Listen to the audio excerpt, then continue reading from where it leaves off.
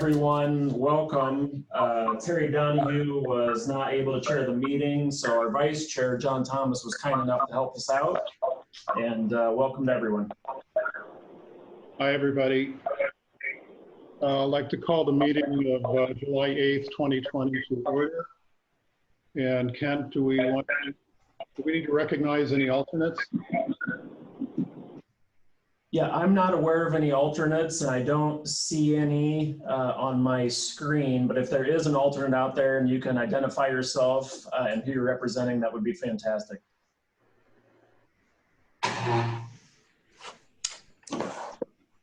Okay, I'm going to go to the next item, which is consider approval of the meeting minutes for May 27th. And I will need a motion in a second. I'll move. Second, Hayden. Any discussion on this item? Okay, all those in favor of the motion, say aye, please. Aye. Aye. Any opposed? Motion passes. The next item is setting the next board meeting date. Time and location, the date we have is September 23rd. I suspect it will be on Zoom once again. Yep, that's the tentative plan. We'll have a pretty full agenda in September, and like you said, John, I think we all probably anticipate the same thing. It'll probably likely be Zoom again, and we'll just keep doing this until either the state tells us we can't or we're all more comfortable than we are today. Okay, great. Item 2 would be any public discussion of items not on the agenda. If there's anyone present who would like to speak to any item not on the agenda, please do so.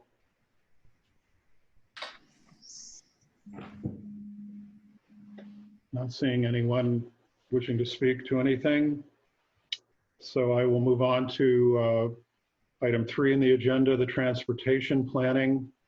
The first item is a public hearing and consideration of resolutions of adoption and certification for the fiscal year 21-24 MPOJC Transportation Improvement Program.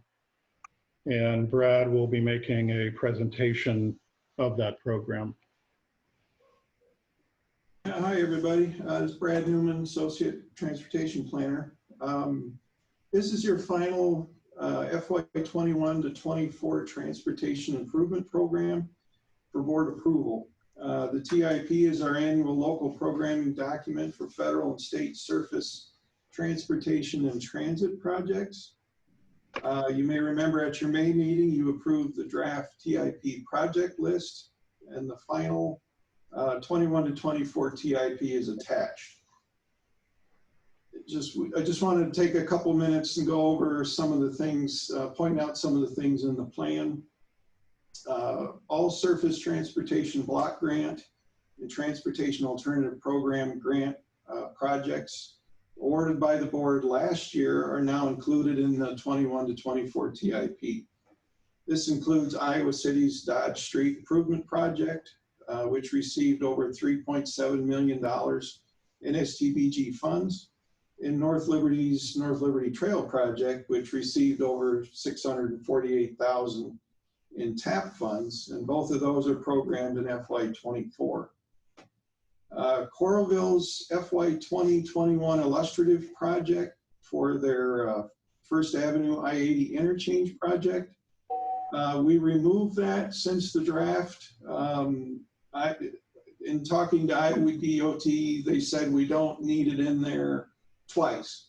And it's DOT has programmed funding in FY24 for that project, so we removed the illustrative project. I did talk to City of Coralville about that, and they're fine with that as well. All projects under contract with the DOT have been removed.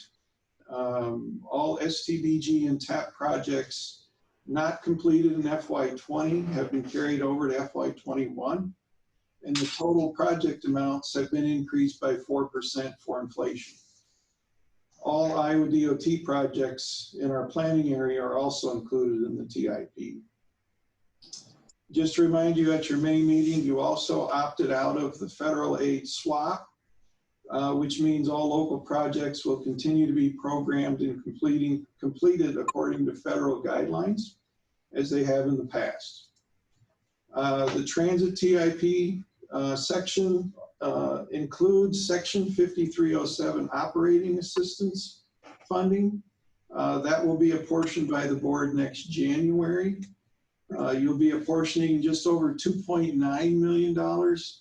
I don't know if you remember this past year, FY20, we apportioned $2.8 million, so it's a little bit of an increase.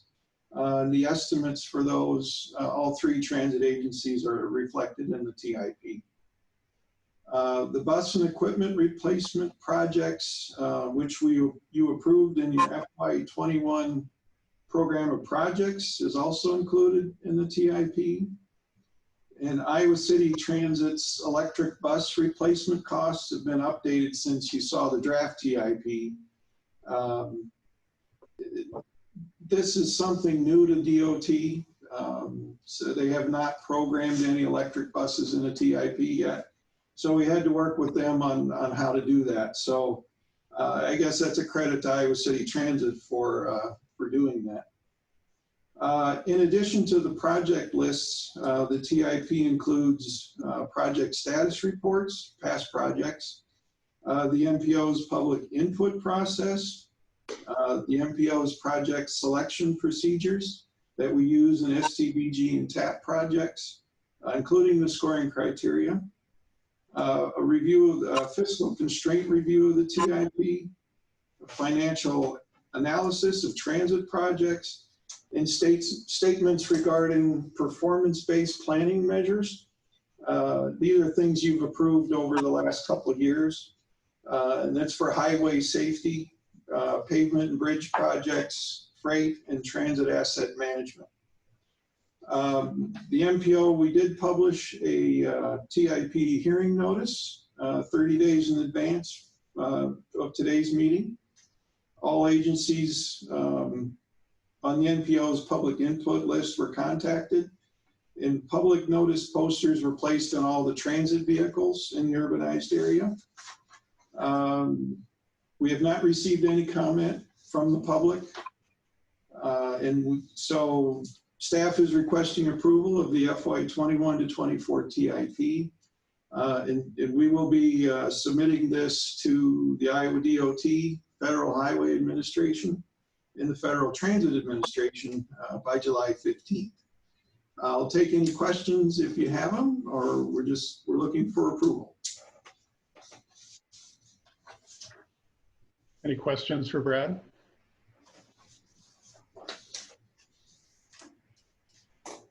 Okay, not hearing any questions. I'm going to open the public hearing.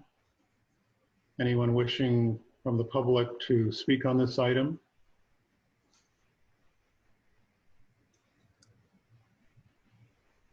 Not seeing anyone. I'm going to close the public hearing. The 911 police emergency. And would like to open it up for a motion to approve. This is Hoffman, so moved. Hayden. Any discussion on this item?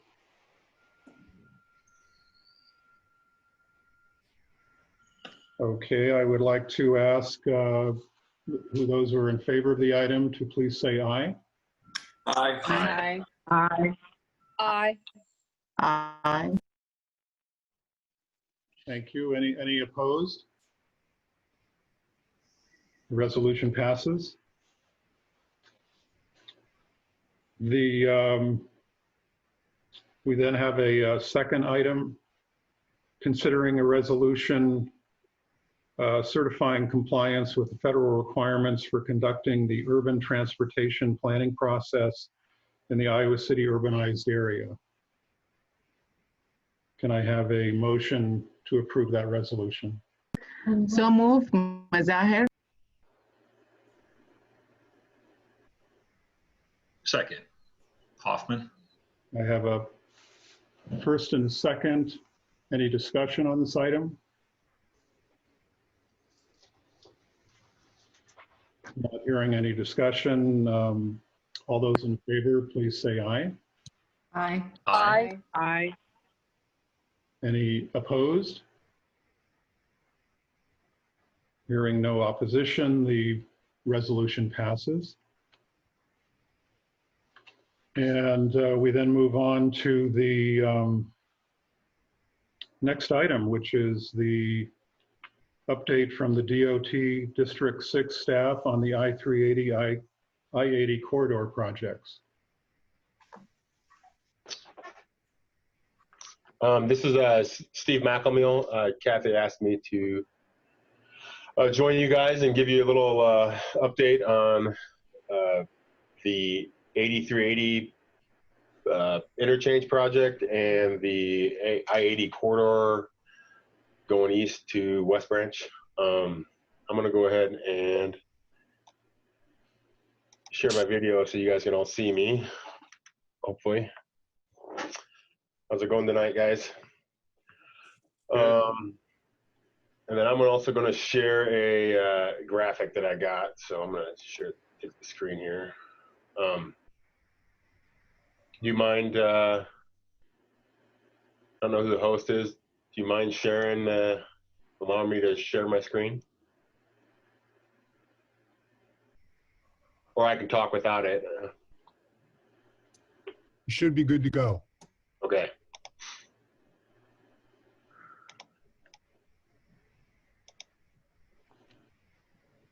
So hopefully I'm sharing this graphic of our 8380 interchange project. Can everyone see that? Yep, we can. Yeah. Okay. Yes.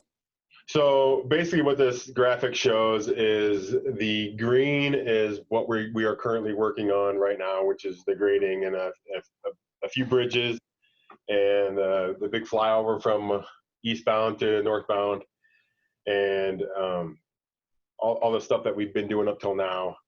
That is scheduled for completion in November of this year. So far, I have not heard that we are behind schedule. I know it is an aggressive schedule, so it still remains to be seen, but I think we are still on schedule for finishing this work in November of this year. The purple that is shown here is our next large package that we're going to be letting in December. It was originally scheduled for July, but with the uncertainty with COVID and things like that, we have moved it to December. And that is work that will be completed in calendar year 2021 and calendar year 2022 with substantial completion. It should be the end of 2022. It's a lot of work, but it is still, we still feel like it's a schedule we can meet. So that's basically the gist of 8380 interchange. Does anybody have any questions on that work before I go to the 80 corridor heading east?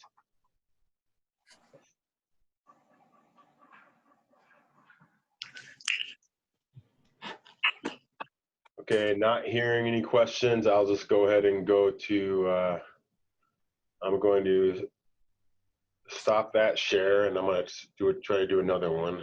Well, maybe I won't. I think I'll just narrate this next section.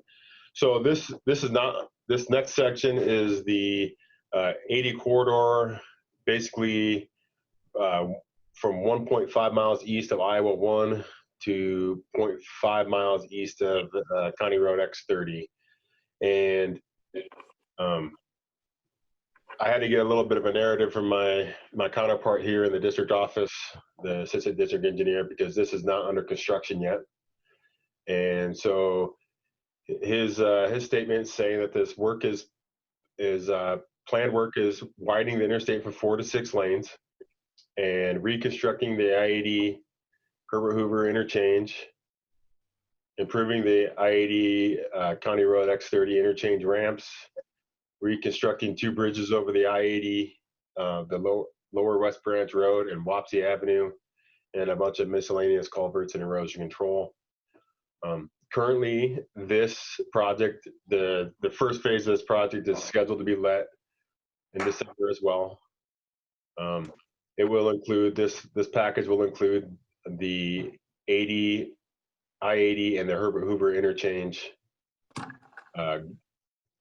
in grading and construction. The first package will be doing the grading off of alignment, so we will not have any construction or any traffic impacts in calendar year 2021. The Herbert Hoover bridge berms will be in 2021, and they will need to have 90 days worth of settlement. So that bridge will remain open during 2021, but then the following year it'll be impacted. Right now it is scheduled, like I said, to begin December of 2020, pending any COVID-related funding shortfalls. Because I think this is one of the projects that we have identified that we could push if funding does not come through for the state like we planned. Does anybody have any questions on the I-80 corridor headed east? Steve, can you tell us again how far east this construction will go? Is it to the West Branch exit or just the one just past that main exit? So the work that I've identified that I know of is just to 0.5 miles east of X30. So I think that is the West Branch exit. It is. So it's a half mile past that interchange. Thank you. I have a question. This is Louise. Is this, how many miles is the whole project? Is it? Off the top of my head, I mean, I guess I can probably do a just an estimate. quick measurement on Google Earth, but I think it's from, let me get that info for you here. I'll just do a quick measurement. While Steve's looking that up, I will mention we worked with the Presidential Museum, and at the Herbert Hoover Highway interchange, we're going to have some plaques that are commemorative and have information about the museum and about President Hoover's life. So people that are using the trail on the bridge will be able to stop and look at those. Oh, nice.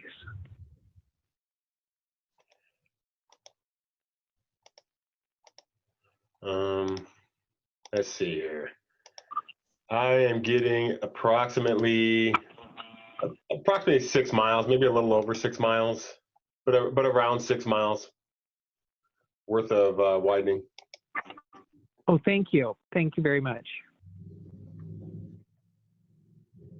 That's very unscientific, so there's a quick Google Earth measurement, but I think it's accurate.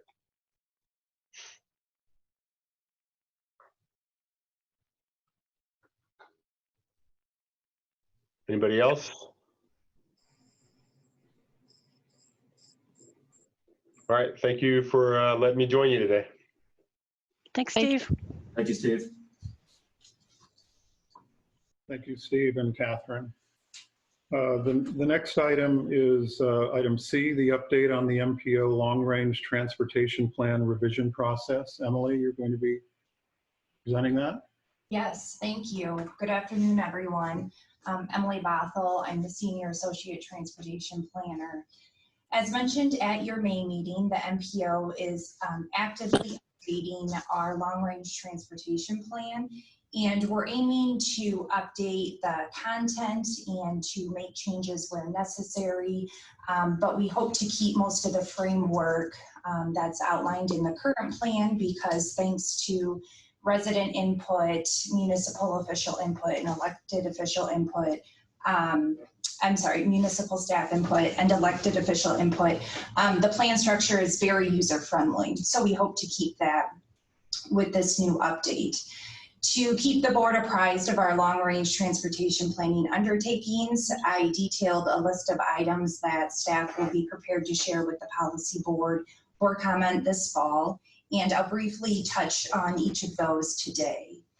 So to begin, we've started giving thought to the plan's overall vision and the guiding principles. We'll be researching other long-range transportation plans, taking a more detailed look at past and present local planning efforts, and considering federal highway and DOT directives. Ultimately, we want to ensure that the vision and guiding principles support community goals and initiatives across the metro. We'll also share updated performance measures that are required as part of the latest federal transportation bill. Currently, our current plan has 21 performance measures, and so we will re-examine and update those performance measures, and then we will look at newly developed performance measures that are now required as part of that federal transportation bill. These measures will convey how well our activities and strategies are working towards achieving our goals that are outlined in the plan. Staff will also be conducting a needs assessment, asking MPO communities to submit capital infrastructure needs projects for the years 2022 through 2050, and those will be considered for inclusion in the plan. These projects are those for which communities, they anticipate the use of federal funding for, and these go hand in hand with our scoring criteria. Our criteria is used to help prioritize those projects that are submitted by each of the entities, and they help create a fiscally constrained list of projects for inclusion in the plan, which is required by the Federal Highway Administration, the concept of a fiscally constrained list of projects. Let's see here. So we'll also make sure that these projects are available for public input this fall and early winter. So while we are scoring those projects, we'll also be looking for input from the public, and then we'll be bringing that back to our Transportation Technical Advisory Committee and the board. The Metro's Arterial Streets Plan map is also included within the Long Range Transportation Plan.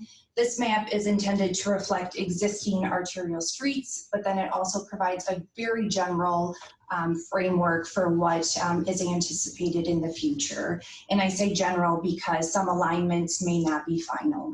So staff will be working with each municipality to identify any changes to that map as well. Lastly, coincident with the update of the long range plan is the update of the MPOJC travel demand model. And the model is used to help understand how traffic patterns may change in response to land use changes and to provide forecasted traffic volumes into the future. The update is a considerable undertaking. It will require both MPO staff time and a dedicated staff person at the DOT, and it will take us approximately 18 months to complete that travel demand model. So in the coming weeks, staff will be contacting MPO entities for assistance in developing that future growth for the urbanized area. In that growth, which is changes in land uses, housing units, population, plus the anticipated transportation network changes, will drive those future forecasted projections. So I wanted to give you all a better understanding of the building blocks and uses of the model. So I would like to play a short video.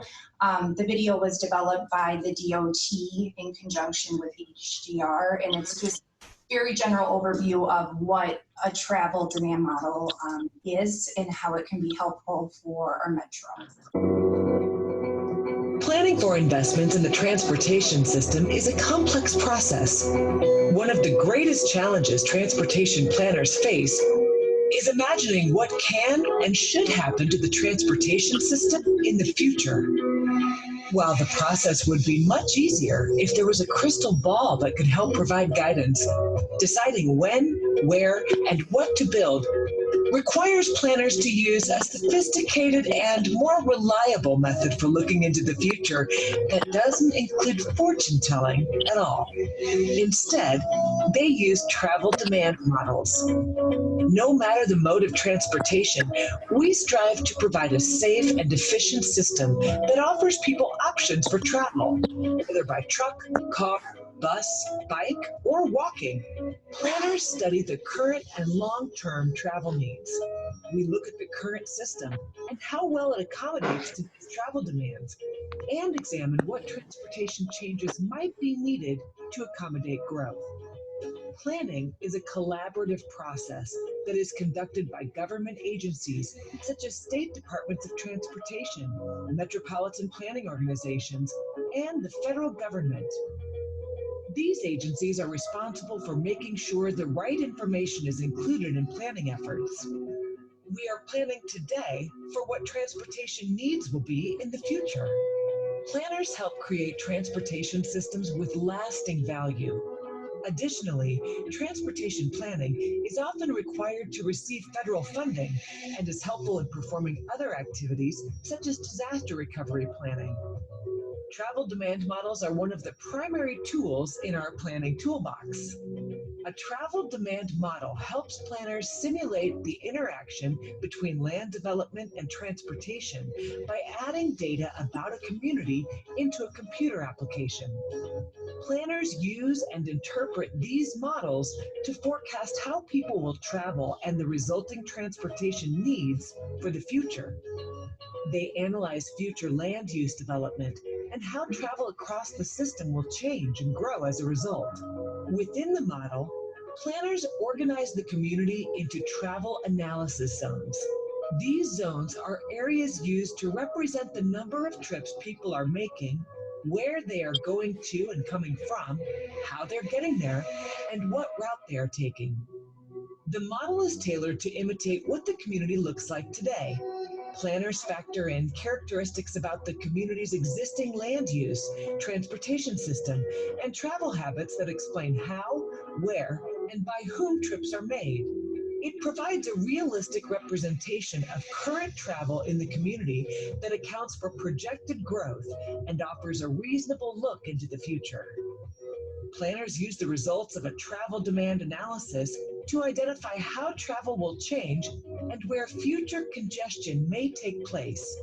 When options are tested, we can determine which solutions may best reduce congestion. These models help the Iowa DOT and local planning agencies more successfully identify and prioritize projects. They also help us avoid over or underbuilding the system and appropriately plan for construction. With all of this information, we are better equipped to make informed decisions about system growth, improvements, and investments. As Iowa continues to evolve, so too will our transportation system. Planners need the right tools to guide these changes. Travel demand models provide them with clear information and the direction they need to help plan for the future of our state.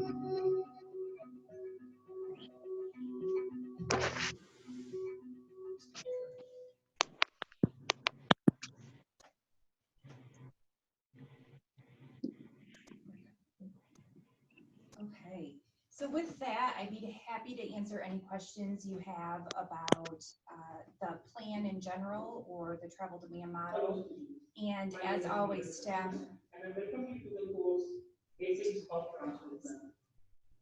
Sorry about that.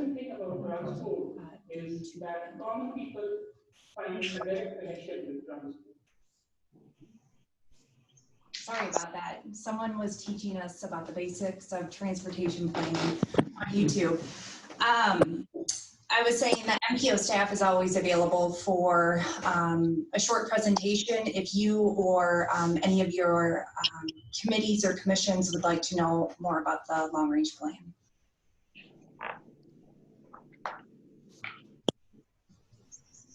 Any questions or comments? Emily, I do have a question.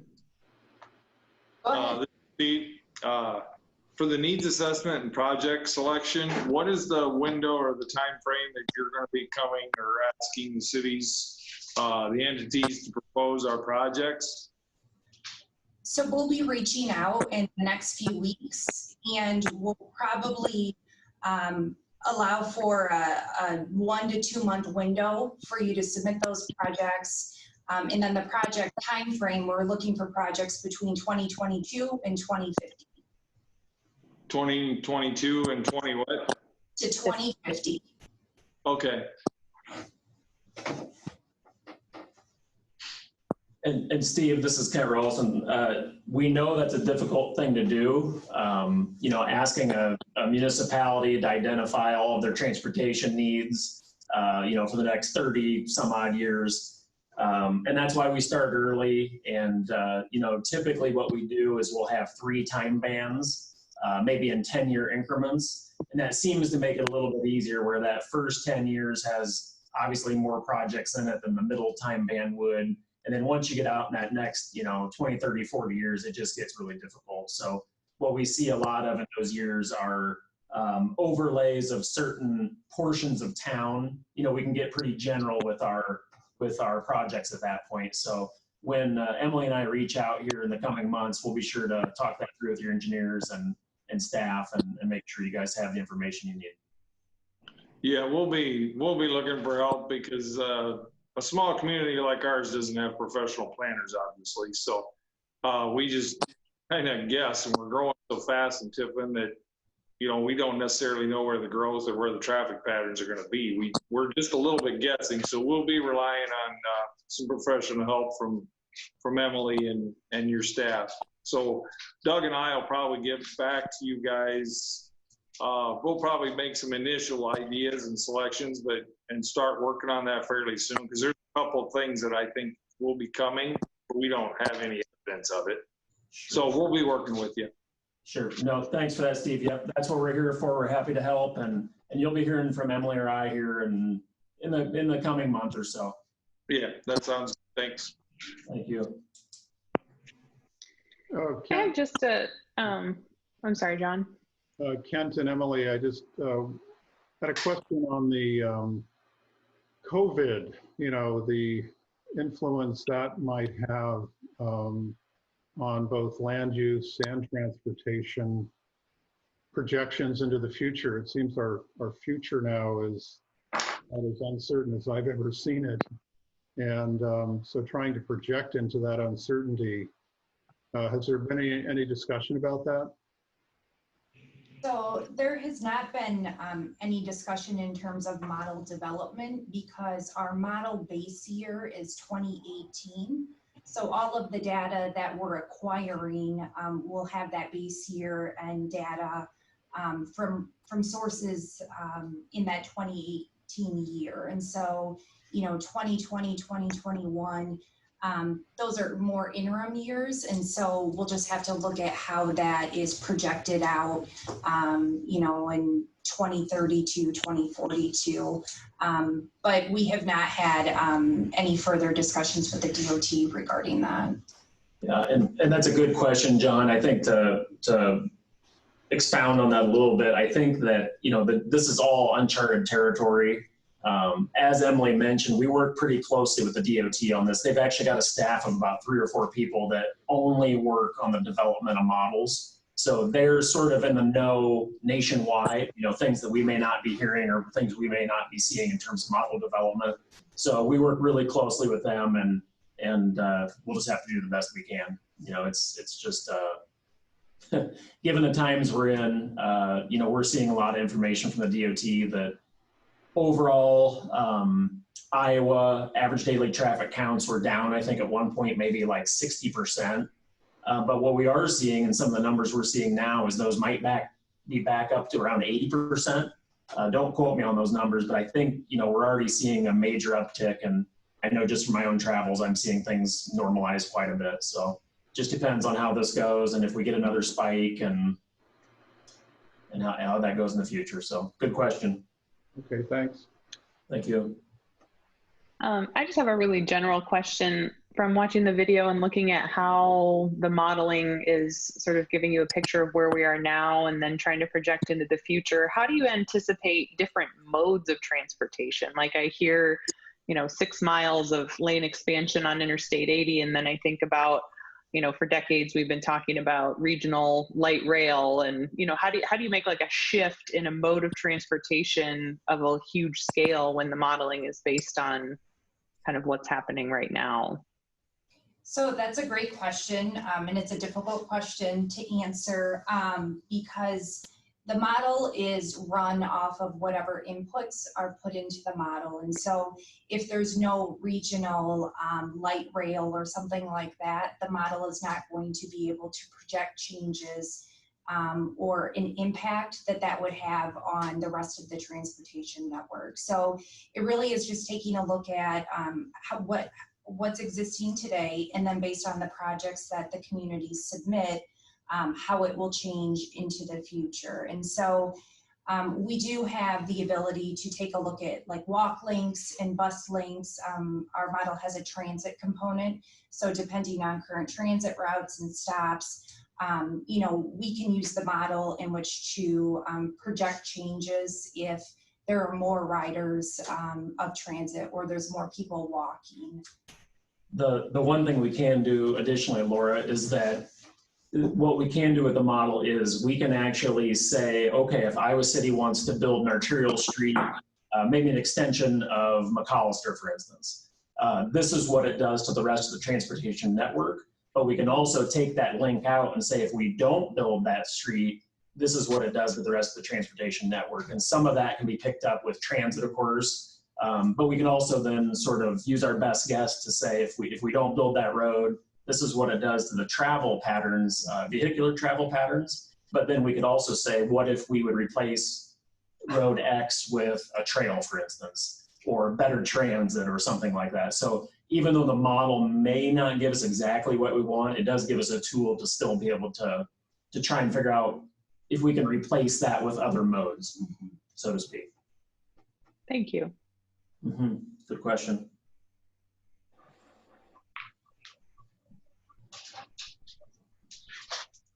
Any other questions, comments? Okay, thank you. Going to move on to item 4, other business. Anyone have anything you would like to bring to us? Mr. Chairperson, I did have one thing. This is Kent Ralston speaking. Just jumping in before anybody else has anything. I did want to mention that back in January, you will all remember that we put together a bylaws committee to look at our bylaws that we have to look at every 5 years. And we did have some question about ECOG representation, as well as some other things that folks had asked us to look into. Just by way of a quick update, we have met as a committee. We were going to meet back in March, and then with the COVID, we sort of pushed that. But we have now met once, had a great conversation, and we've got some information back out to the committee just to chew on. And then hopefully we'll have some recommendations to bring back to this board for action at your September meeting.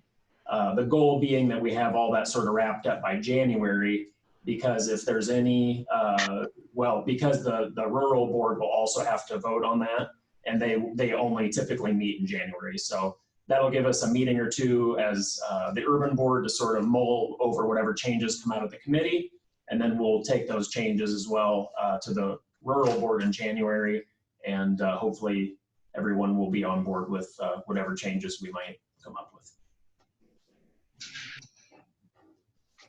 Thank you. Thanks, Ken.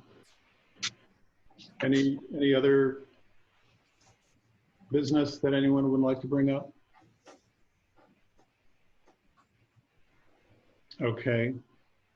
I would entertain a motion for adjournment. Taylor, so moved.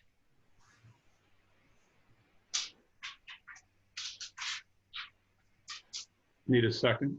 Second, Hayden. Thank you. Any discussion? All those in favor of adjourning, please say aye. Aye. Aye. Aye. And opposed? Okay, we are adjourned. Thank you. Thank you so much, everyone. I appreciate your time.